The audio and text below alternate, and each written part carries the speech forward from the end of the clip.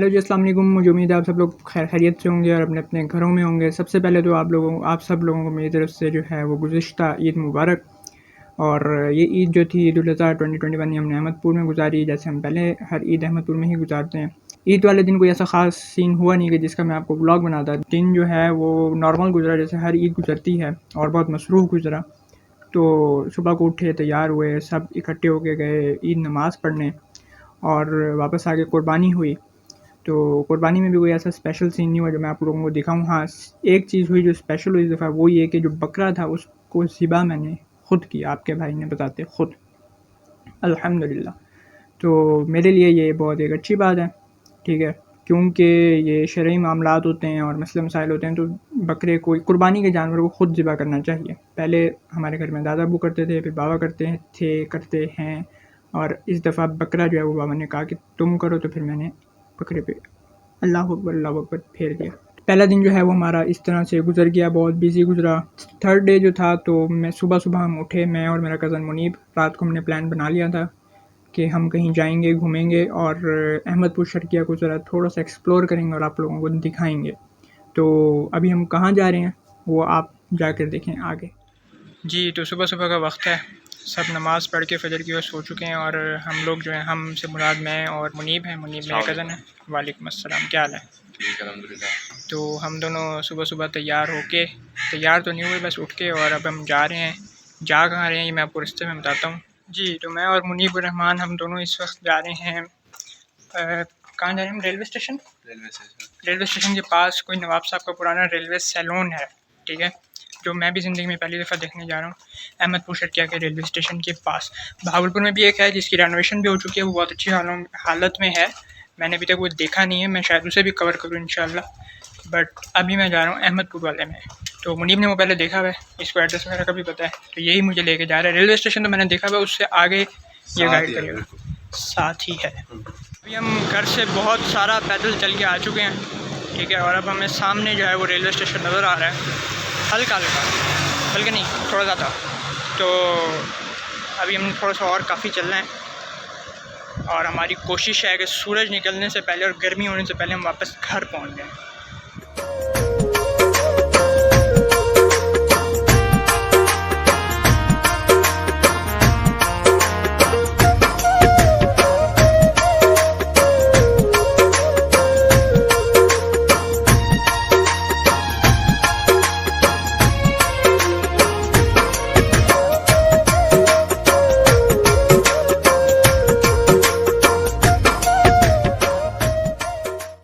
ये है जी अहमदपुर शर्किया का रेलवे स्टेशन।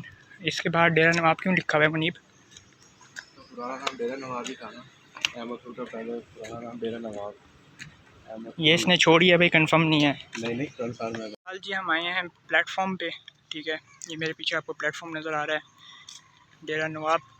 और अभी हम यहाँ पे ज़रा खाली बोगियाँ खड़ी हुई हैं, तो उन तक जा रहे हैं। उसके बाद फिर हम जाएंगे सैलून पे। सांस फूल गया पैदल चल के। और हाँ, मैं ज़िंदगी में पहली दफ़ा किसी प्लेटफॉर्म पे आया हूँ। दूसरी दफ़ा, पहली दफ़ा गया था मैं लाहौर में, एक प्लेटफॉर्म पे एक ट्रेन खड़ी हुई थी, उसको बस देखा था। दूसरी दफ़ा यहाँ पे आया हूँ, यहाँ कोई ट्रेन नहीं खड़ी हुई, वरना इसमें बैठ जाता थोड़ी देर के लिए, शौक पूरा हो जाता। मुनीब बताओ, इन मालगाड़ियों के अंदर क्या हो सकता है?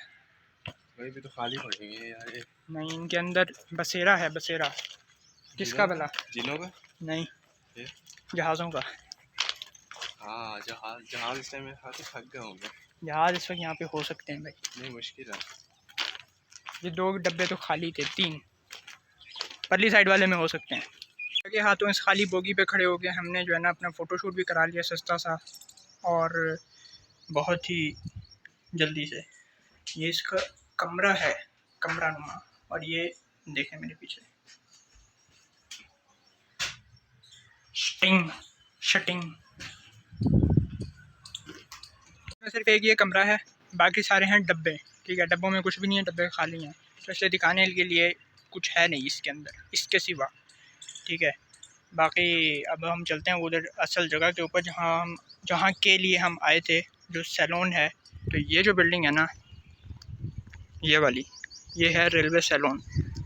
यहाँ पर एक करेक्शन है, वो ये कि जो सैलून है वो रेलवे का वो बोगी या वो हिस्सा है अपना ट्रेन का, जो कि आकर इस बिल्डिंग में खड़ा हुआ करता था और नवाब साहब उसमें सफ़र किया करते थे। ठीक है, जो बिल्डिंग है वो सैलून नहीं कहलाती। सारी एक सी ही जगह, यहाँ से तो सही है।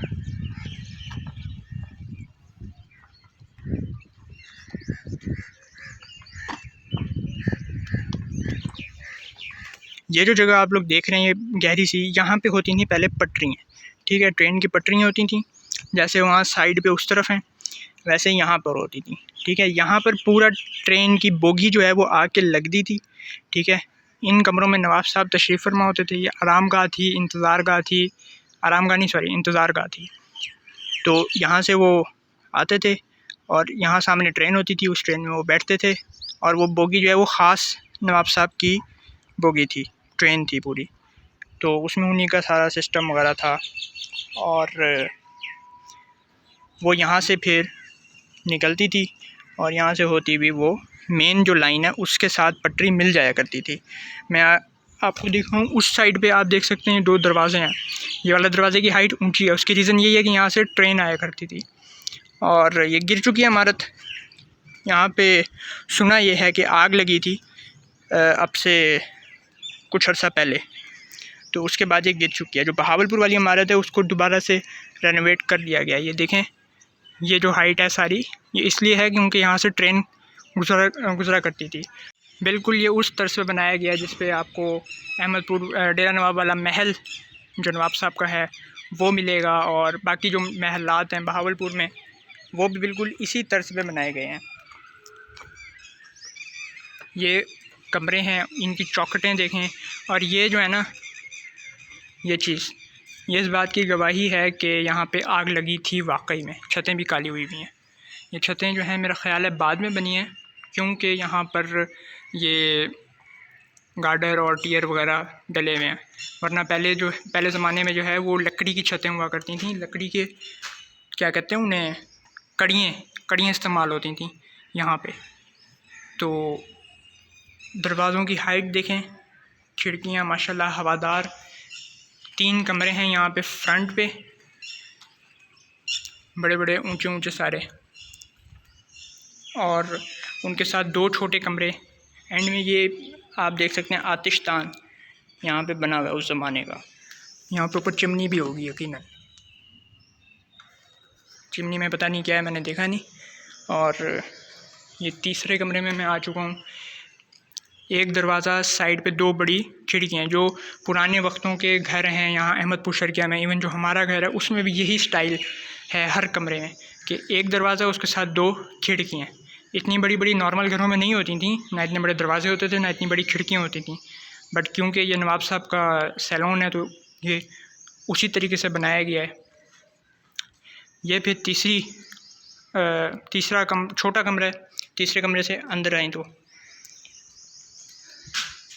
और ये है हमारी कौम की जहालत। सॉरी टू से, लेकिन ये जहालत है। नाकाम आशिक, हाँ सही कहा मुनीब ने।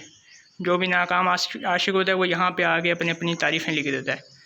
हद हो गई। छोटे कमरे के साथ एक और छोटा कमरा है और इस छोटे कमरे से निकलें तो हम बैक साइड पे आ जाते हैं।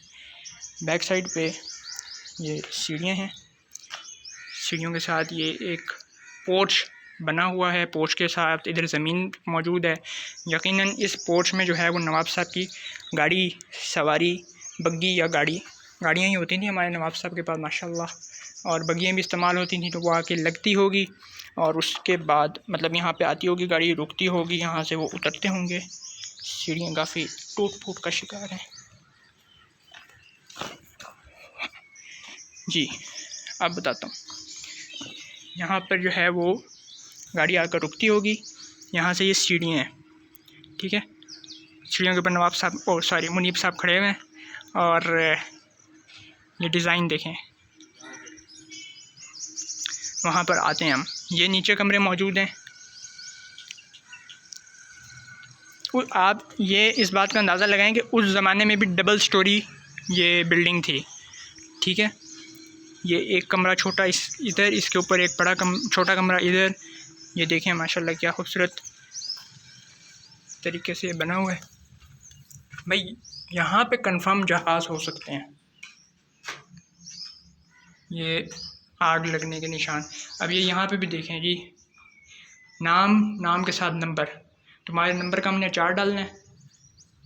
बेड़ा गर्क कर दिया है बिल्डिंग्स का और मॉन्यूमेंट्स का। कमरे से अंदर कमरा और हर कमरा हवादार, अंदर बड़ी है, लिहाजा मैं आगे नहीं जा रहा। जाहिर सी बात है सफाई का कोई इंतज़ाम नहीं है, खंडर ही है अभी एक तरह से। ये इस झाड़ झंकाड़ के बीच में ये जो रास्ता है, ये वो रास्ता है जो पोर्श को या गैरेज को जाता था, पोर्श ही कहेंगे। और यहाँ से यूँ गाड़ी आया करती होगी और ये सोलिंग जो है ये यहाँ से आगे चली जाती होगी। जी, तो ये था व्लॉग। होप सो आप लोगों को अच्छा लगा होगा। इंशाल्लाह आपसे मुलाकात होती है नेक्स्ट व्लॉग में। और अगर ये अच्छा लगा है तो लाइक, सब्सक्राइब, शेयर करना मत भूलिएगा, कमेंट भी कर दीजिएगा। Thanks a lot. अल्लाह हाफ़िज़।